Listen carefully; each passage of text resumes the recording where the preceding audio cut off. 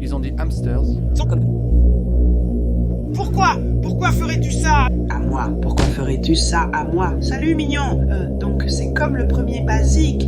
Twerk aujourd'hui, nous parlerons de 10 autres des pires et des plus dégoûtants YouTubers interdits. L'épisode précédent a été bien accueilli, merci de l'avoir regardé. Comme dans l'épisode précédent, il y aura des YouTubers mieux connus dans cette liste, mais certains sont plutôt inconnus, dont certains que je n'ai jamais entendus moi-même auparavant. Je veux aussi dire que pour pratiquement tous les YouTubers de cette liste, j'utilise Wikitubia pour obtenir mes informations, car toutes ces chaînes sont bannies et il était parfois très difficile de les rechercher en dehors de Wikitubia. Layton Allen LeBoot, mieux connu sous le nom de Dolly Flesh Online, téléchargeait surtout des animations en argile. Les animations n'étaient pas comme d'habitude, le contenu était très troublant. On a l'impression qu'il projetait ses propres fantasmes dans ses vidéos. La plupart desquels je ne suis même pas sûr de pouvoir montrer.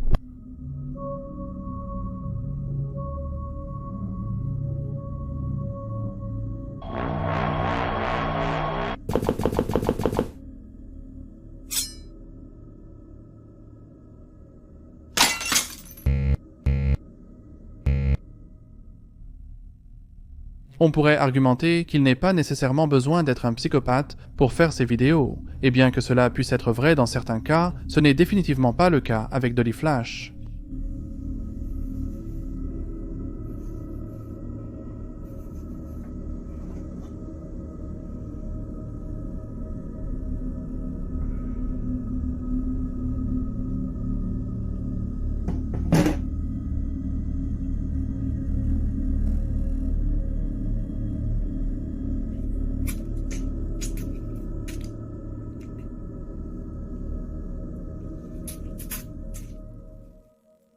Il avait un Twitter et un Instagram, ce dernier a été supprimé.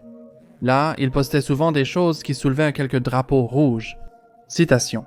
« Quand j'avais 12 ans, je me souviens avoir eu une obsession de vouloir être Vémo par une belle fille. Je me souviens avoir regardé la couverture de Britney Spears dans une robe et des cheveux noirs, et j'ai dit à beaucoup d'autres que j'aimerais qu'elle puisse me faire ça. Dans notre contexte, cela n'est toujours pas trop définitif, donc c'était assez facile à écrire comme un tweet provocateur pour attirer l'attention. Il a posté sur Twitter son intention d'acheter un hamster, puis a publié une vidéo YouTube où il joue avec ses hamsters. A récemment acheté des hamsters de...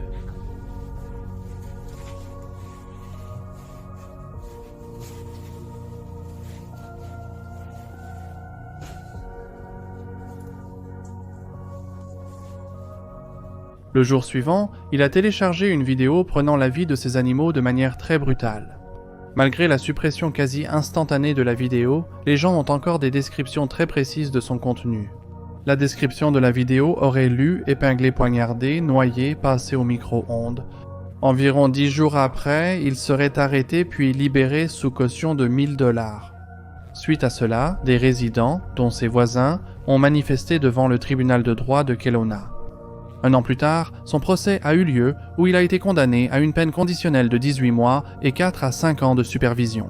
Lorsque la police lui a demandé pourquoi il avait fait cela, il a dit qu'il était, je cite, « ennuyé et diverti par cela, évidemment aucun remords en vue ». Pire encore, il a dit à l'un de ses amis à l'école qu'il prévoyait de prendre la vie de tout le monde dans sa classe parce que les filles continuaient à le rejeter. Il a créé plusieurs plans, comme empoisonner les fontaines d'eau ou mettre du gaz moutarde dans les bouches d'aération. Ses grands idoles étaient des personnes comme Tsutomu Miyazaki, que beaucoup d'entre vous devraient connaître. Sa chaîne principale a été supprimée, et la dernière mise à jour concernant cette affaire date de 2021. Je pourrais passer des heures à parler de ce YouTuber ici, mais je vais essayer de le réduire autant que possible. Shannon, alias CreepShowArt, était une YouTuber réputée pour ses commentaires, son art et ses vidéos narratives. Elle a été assez fortement exposée par la suite. Shannon était sans abri et a vécu avec son mari dans une camionnette pendant plusieurs années et a même enregistré certaines de ses premières vidéos là-bas. La semaine dernière, j'ai fait une vidéo sur une série de ma chaîne où je partageais des astuces et conseils appris pendant ma période sans abri. J'ai réalisé 2 épisodes avant d'arrêter complètement.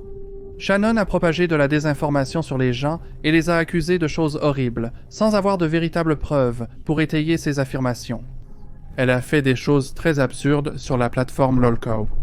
Lolcow, d'après ce que je comprends, est une personne qui est moquée sur Internet, sans savoir qu'elle est en fait l'objet de moquerie.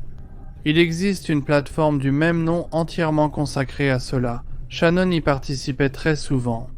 L'administrateur du site a décidé de la désanonymiser, compilant tous ses messages et créant un historique complet de ses publications qui est toujours visible à ce jour. En regardant ces messages, c'est vraiment bizarre. Elle parle constamment d'elle-même à la troisième personne. Elle utilisait aussi beaucoup d'insultes dérogatoires envers toutes sortes de personnes, même si elle condamnait publiquement et accusait les autres de faire la même chose avant que cela ne soit révélé, ce qui est évidemment très hypocrite. Elle parlait aussi des ragots sur d'autres personnes comme la YouTuber Hopeless Peaches. Shannon a décidé d'aborder tout cela dans un post communautaire sur YouTube, affirmant que ce n'était pas elle qui postait tout cela sur Lolcow, mais plutôt un harceleur fou qui a usurpé son adresse internet protocole, prétendant être elle. Finalement, les gens ont réalisé qu'elle avait menti et que c'était bien elle sur Lolcow. Et plus ironiquement, alors qu'elle prétend avoir été harcelée, elle et son mari harcelaient une autre YouTuber nommée Emily Artful, qui a fait une vidéo complète de 2 heures sur ce sujet. Shannon, tu as besoin d'aide. Et c'est moi et tout le monde qui te demandons d'aller chercher de l'aide. Non seulement pour toi, mais aussi pour ceux que tu as blessés. Tu dois te regarder longuement et durement dans le miroir, comme je l'ai fait, et voir les morceaux laids et brisés. Shannon créait plusieurs comptes, se faisant passer pour Emily pour la piéger et ruiner sa réputation. Même en créant des comptes avec plus de spectateurs et de fausses interactions pour l'accuser davantage. C'est en fait tellement élaboré et bien pire que ce que j'ai décrit que je ne peux que recommander de regarder la vidéo complète si vous êtes intéressé. Je ne peux certainement pas entrer dans les détails car c'est trop. Suite à cela, Shannon a décidé de faire une vidéo de réponse de 2 heures également. Alors que l'intention de cette vidéo semblait être de réfuter les affirmations d'Emily, elle n'a fait que prouver davantage qu'elle avait raison en montrant qu'elle la suivait effectivement. Tout le monde n'aimait pas la vidéo et la critiquait pour cela. Elle a essentiellement mis fin à tout cela en faisant une déclaration disant qu'elle quitterait YouTube. Vers avril, sa chaîne a été supprimée pour violation des droits d'auteur. J'ai omis beaucoup de détails, donc si vous voulez connaître toute l'histoire, prenez le temps de regarder des heures de vidéos, c'est vraiment très complexe. Marcus Sean Deeble, ou mieux connu sous son nom YouTube Deeble, était un YouTuber australien qui faisait principalement des vidéos d'appels, de coups de gueule et de comédie.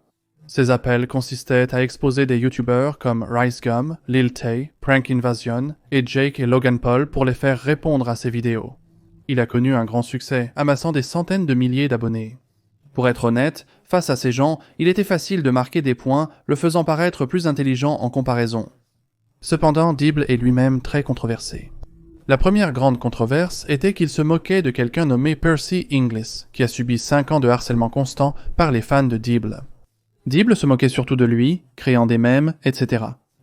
Ce harcèlement s'est rapidement répandu dans la vie réelle de Percy, où il était battu à l'école. N'oubliez pas que Percy était adolescent pendant toute cette période. Percy a donc travaillé sur lui-même, pratiquant le jiu-jitsu brésilien et devenant 2 fois champion australien de Brazilian Jiu-Jitsu. Cependant, lorsque la pandémie a frappé, il s'est suicidé, ce que beaucoup ont attribué à la production en ligne de Deeble, le tenant pour responsable. Deeble, dans ce qui semble être du pur désespoir, a essayé de déformer le récit en déclarant qu'il était en réalité ami avec Percy et qu'il était en contact avec sa famille. La famille de Percy a nié ces déclarations. Par la suite, Deeble a supprimé ses vidéos où il mentionnait Percy, mais les a ensuite rétablies pour que YouTube termine plus tard sa chaîne. Les vidéos ont encore disparu, marquant le pire moment de sa carrière sur YouTube. Le 5 juillet 2021, Deeble a plaidé coupable de manipulation d'un adolescent de 16 ans et de production et distribution de pornographie juvénile. Au moment du crime, la fille était 3 ans plus jeune. Au final, il a reçu une amende de 5 000 $ et 18 mois de service communautaire et doit s'inscrire en tant que délinquant pendant 15 ans, ce qui semble être très peu compte tenu de la gravité de la chose entière, et beaucoup se sont exprimés à ce sujet, mais les peines restent à ce jour. Ses réseaux sociaux ont été bannis suite à sa condamnation. Dans la suite, nous parlerons de 3 chaînes qui ont été supprimées car elles étaient toutes connectées. SMNE News était un réseau de télévision d'information gratuit, religieux et d'extrême droite basé à Makati City aux Philippines. Il possédait aussi une chaîne YouTube du même nom. SMNE News a été fondé par Apollo 40 Kiboloy, qui était le leader de l'église de restauration basée aux Philippines, appelée le Royaume de Jésus-Christ, ou en abrégé le Royaume de Jésus-Christ. Le Royaume de Jésus-Christ prétend avoir 6 millions de fidèles. SMN 9 News comptait plus de 1,7 million d'abonnés sur YouTube avant sa suppression. La raison de la résiliation est en fait extrêmement grave. En décembre 2022, le Trésor américain a sanctionné Kiboloy. Ils l'ont accusé d'avoir utilisé sa position pour exposer et trafiquer plusieurs femmes et filles de sa congrégation pendant plus de 10 ans. Les filles étaient aussi jeunes que 11 et 12 ans, et toute la procédure était hautement systématique. Il a promis à ces filles et femmes des privilèges et leur a dit qu'elles éviteraient la damnation éternelle. Par conséquent, il a été poursuivi pour les avoir retenues contre leur volonté et pour les avoir lavé le cerveau. Il y a en fait beaucoup plus d'allégations qui l'entourent, comme lui orchestrant l'assassinat de personnes pour ne pas avoir vendu leur terre à lui et à sa secte, mais ces affirmations ne semblent pas encore être prouvées. Kiboloa se voyait également comme, je cite, « le fils désigné de Dieu et le propriétaire de l'univers ». Pour moi que tu es un fils de Dieu! Quand il a annoncé que Dieu l'avait désigné Christ sur terre, les pensées pécheresses, la colère, la luxure, toutes ces choses, tu ne les ressens pas au quotidien? En tant qu'être humain, j'ai déjà surmonté toutes ces épreuves.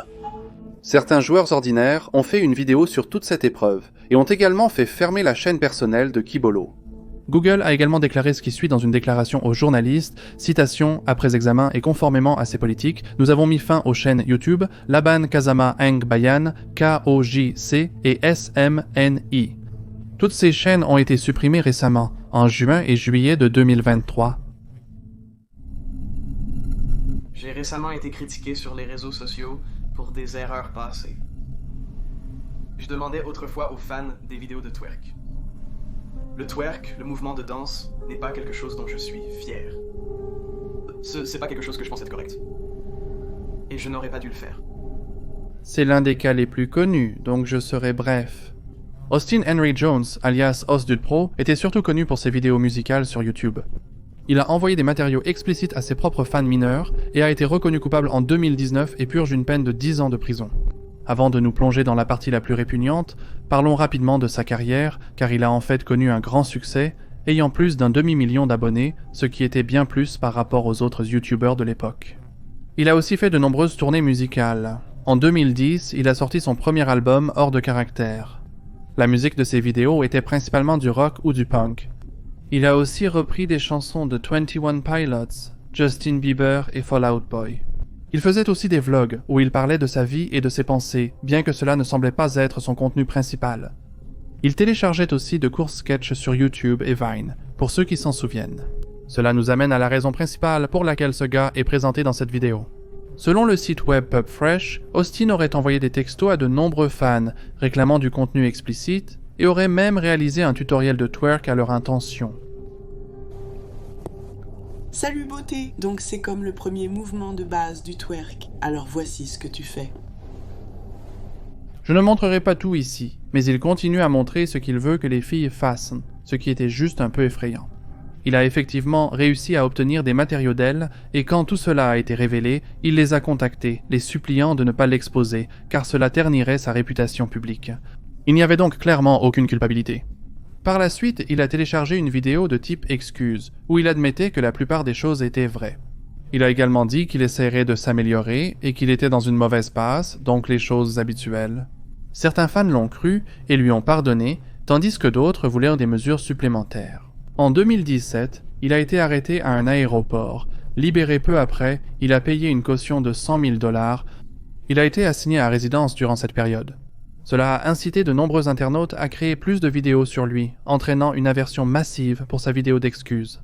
Alors que YouTube a d'abord soutenu qu'il ne supprimerait pas sa chaîne parce que rien sur la chaîne ne violait les directives de YouTube, ils ont finalement décidé de céder et de le supprimer. Il a été condamné à 10 ans de prison et sera libéré en 2027. Amos Yisang était un YouTuber singapourien, téléchargeant des sketchs comiques, mais il était aussi très dérangé. Il diffamait la religion à maintes reprises. Son manque de respect envers l'islam l'a conduit à être inculpé à plusieurs reprises, dans un cas menant à 6 semaines de prison. Considéré à tort comme un défenseur de la liberté d'expression, il s'est révélé être un narcissique diagnostiqué, en quête constante d'attention. Il ferait plus tard des vidéos défendant l'idée que les adultes dorment avec des enfants tant que les enfants consentent. Il serait ensuite exclu de YouTube après cela. Tout le monde le laissait tomber et coupait les liens avec lui, ce qui le conduisait à être sans abri et à mendier pour rester dans des maisons en échange d'argent. Mais il trouverait un endroit à louer. Ensuite, un compte Twitter a divulgué ses échanges de matériel très explicites avec une fille de 14 ans. Malgré les dénégations d'Amos, il a été inculpé et a accepté un accord de plaidoyer pour une peine de 6 ans de prison. Il sera libre en 2026 et paraît très changé par rapport à avant.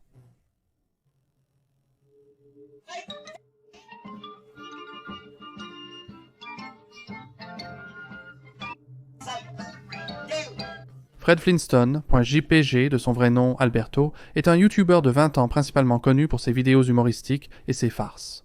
Il y a un petit retard de vidéos archivées, mais je ne vois rien de trop intéressant sauf un live stream où il a une crise mentale. Des trolls ont créé des mèmes racistes en les attribuant faussement à un utilisateur en mettant son nom comme filigrane sur les mèmes. Je ne suis pas raciste. Pas raciste.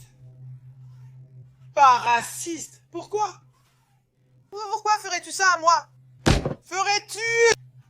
Bien que ce soit l'une des vidéos ou des diffusions en direct les plus infâmes de Worst Thing, elle a commencé à fuir. Il avait un compte Instagram privé, auquel seules quelques personnes triées sur le volet avaient accès. Il avait beaucoup confiance en ce processus, où tout le monde ne pouvait pas voir ce qu'il publierait. Il a donc décidé de télécharger beaucoup de contenu coquin. L'une était des filles moutons. Après que cela a été révélé, de nombreuses autres filles ont affirmé qu'il les persuadait de participer et de jouer des rôles avec lui. Certaines prétendent même qu'il les maltraitait. Alberto n'a apparemment pas nié ces allégations, faisant même une vidéo intitulée « Je suis une terrible personne et voici pourquoi », confirmant prétendument chaque accusation. Je n'ai pas pu trouver la vidéo pour confirmer moi-même, mais plusieurs sources l'affirment. Dans la prochaine partie, les choses vont s'intensifier, mais les informations semblent inexactes ou introuvables, alors soyez prudents. De plus, il y a eu un cas où Alberto a partagé une image explicite d'un adolescent avec l'un de ses amis qu'il a également décidé de télécharger sur sa page Insta et Twitter dans des groupes privés. Après la divulgation, il a demandé le respect de sa vie privée sans s'excuser. La situation devient très irritante et je ne comprends pas entièrement ce qui s'est passé, car la plupart des informations ont été supprimées d'Internet. Selon Wikitubia, les amis ont contacté la police pour signaler Alberto, et alors que la police était prétendument réactive au début et enquêtait sur le cas, ils ont abandonné l'affaire sans raison apparente. Les informations sont très contradictoires, donc je n'ai aucune idée de ce qui s'est passé, mais il semble qu'il n'a jamais été inculpé. Il a apparemment aussi été doxé par des gens qui l'ont piraté, et il a également essayé de faire un retour sous le nom de intelligence artificielle The Hippie Dude, mais je n'ai trouvé aucune preuve à ce sujet. Kai Gallagher, mieux connu sous le nom de Foodizen, était un troll de YouTube connu pour créer du contenu assez dérangé, comme se moquer du décès de célébrités récemment décédées. Il ferait essentiellement n'importe quoi pour avoir de la notoriété. Il a fait une vidéo où il a dit que le décès du bébé de Rissegum était mérité, et qu'il est maintenant en enfer. Voici Foodizen, nous avons expliqué pourquoi Rice Gums Baby le méritait. Rice Gums Baby méritait d'être sacrifié au bal parce que je fais de meilleures vidéos. RiceGum, lui-même un grand YouTuber, a fait une tentative de très mauvais goût en utilisant son propre nom pour attirer l'attention. Dans une autre vidéo, il tentait d'appeler Technoblade à 3h du matin. Hey les gars, c'est Fooded Center, vous vouliez appeler 3h du mat? Malheureusement il est décédé, c'est tellement affreux. Les trolls harcèlent Technoblade, c'est vraiment une chose terrible à faire. Comme pourquoi harceleriez-vous une personne décédée, mais nous allons l'appeler à 3h du matin, ce serait tellement fou. Technoblade, un célèbre YouTuber avec une large audience, est décédé il y a quelques mois. Ce YouTuber a choisi de faire une vidéo sur Technoblade, ainsi que sur le décès du père de Jacksepticeye et de la mère de Snoop Dogg, en se moquant d'eux. Son contenu est extrêmement tranchant. Beaucoup de ses chaînes semblent avoir été supprimées, et il a apparemment arrêté. Bien qu'il existe une chaîne avec exactement le même nom qui existe toujours, mais elle est également inactive. Christopher Pezzett est un YouTuber américain connu pour ses vidéos de trolling et pour spammer les sections de commentaires des YouTubers. Il a créé plusieurs vidéos critiquant et affirmant que la majorité des créateurs de contenu sont médiocres. Il a expliqué à ses spectateurs que certains sont controversés, a parlé de leur contenu, s'est moqué de leur personnalité et de leur apparence, etc., bien qu'il soit lui-même très controversé également. Il réalisait de nombreuses vidéos sur le décès de YouTubers ou de leurs proches, comme le père de Jacksepticeye, Technoblade ou George Floyd, et les célébrait en dansant et en riant dans sa vidéo, disant qu'ils méritaient tous de mourir. Il réalisait des vidéos comme manger les restes de Technoblade, invoquer Technoblade à 3h du matin et appeler Technoblade à 3h du matin. Dans d'autres vidéos, on a l'impression qu'il déteste les gens juste pour le plaisir de détester, non pas parce qu'il les déteste réellement ou qu'il a des arguments valables, comme dans cette vidéo intitulée « Cory X Kenshin est nul ». Bonjour à tous, aujourd'hui je vais dénoncer un YouTuber appelé Cory X Kenshin, et pour de bonnes raisons aussi, alors commençons. La première raison pour laquelle je déteste Cory Kenshin est qu'il prend toujours de longues pauses sans même dire à ses fans qu'il va faire une pause, ce qui m'énerve. Il allait ensuite dans les sections de commentaires de Cory pour spammer sa vidéo, ce qui lui a valu de l'attention, mais c'était évidemment négatif. Il faisait la même chose avec MrBeast en le traitant d'escroc, ce qui lui a valu la haine des fans de MrBeast. Étrangement, certaines de ses vidéos étaient des copies exactes d'autres vidéos, par exemple de Food Isn't Who I Am Kevin BB, qui produisent du contenu similaire. C'était intentionnel, car dans une vidéo, il voulait devenir le YouTuber le plus détesté, un but qu'un autre YouTuber nommé Yam Kevin BB avait tenté d'atteindre. Il faisait aussi 3 heures du matin intitulé « 3 heures du matin », mais ne mangeait que des ramen, c'était clairement du clickbait pour générer des vues.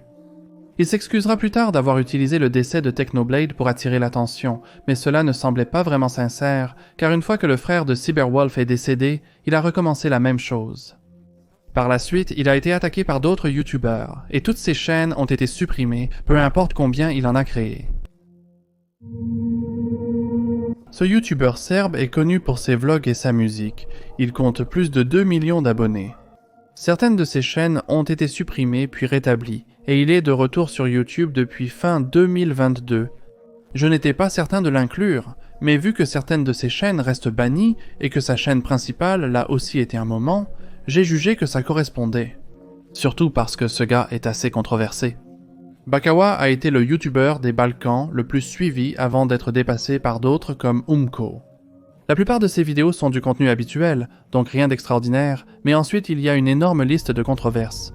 La majorité des conflits opposent Djokovic à d'autres YouTubers serbes, que nous ignorerons car peu d'entre vous les suivent probablement. D'après ce que j'ai vu, ce n'est rien de fou. Ce qui est fou, c'est qu'il a eu des rapports sexuels avec une jeune de 14 et 16 ans. Il affirme avoir demandé leur pièce d'identité aux deux. L'une refusait de la montrer, l'autre prétendait ne pas en avoir. Il a quand même eu des rapports sexuels avec elles, sans savoir quel âge elles avaient. Des textos prétendument faux ont été divulgués. Suite à ces révélations, Baka a perdu ses sponsors. Il a même été attaqué dans la vraie vie avec des œufs en réaction, et il a quitté YouTube pendant un total de 2 semaines avant de revenir. Baka faisait également la promotion de schémas de crypto-pyramides sur son Instagram, disant qu'il avait investi de l'argent dans cette entreprise appelée Qubit Tech et qu'ils imprimaient de l'argent pour lui alors qu'il n'avait rien à faire, encourageant évidemment son public à participer également. Ce schéma de crypto a été exposé sur Reddit, mais il s'en est sorti. Il y a aussi eu une querelle folle entre lui et ce gars. Le fondateur du Pink Media Group, une entreprise de médias de masse en Serbie, a un nom difficile à prononcer.